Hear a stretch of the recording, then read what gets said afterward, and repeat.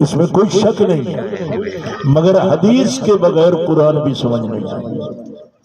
ہمیں تو بتایا ہی میرے محمد نے کہ اللہ کا قرآن ہے، حدیث کو نکالو گے قرآن نہیں سمجھ۔ یہ فتنہ ہے کہ ہم اہل قرآن ہیں، یہ حدیث کی ضرورت ہے، فقہاء تک بھی ہمیں ضرورت ہے۔ فَاسْأَلُوا أَهْلَ الذِّكْرِ إِن كُنتُمْ لَا تَعْلَمُونَ۔ اللہ فرمائے تمہیں پتہ نہیں تو جاننے والے سے پوچھ لیا کرو، پوچھ کے چلو تاکہ صراط مستقیم پہ چلے۔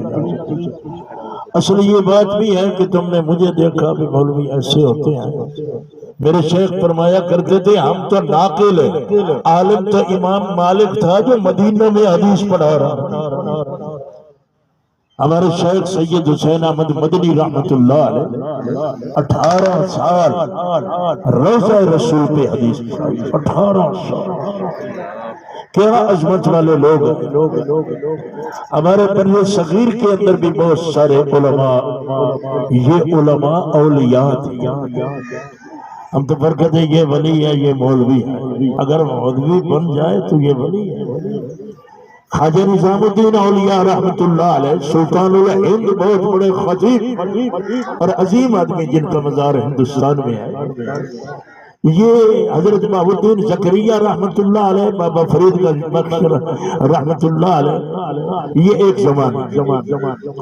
حضرت باب الدین زکریا رحمت اللہ علیہ کا سلسلہ پھر شہاب الدین سہروردی سے، یہ چشتی ترتیبہ ہے۔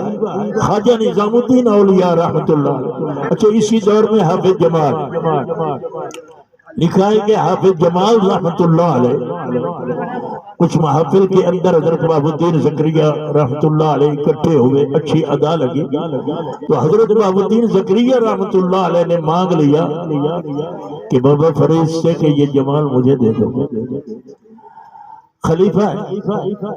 حضرت بابا فرید رحمت اللہ علیہ فرمایا بھلا کوئی اپنا جمال کسی کو دیتا ہے؟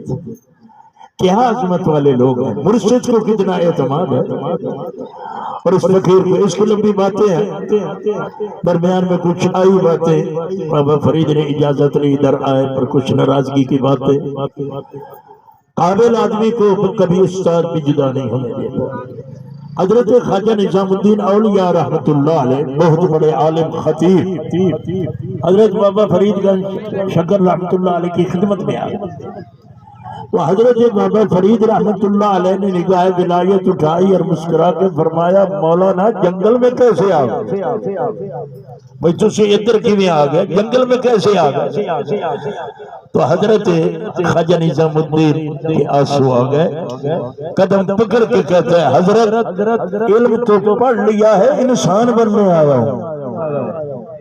انسان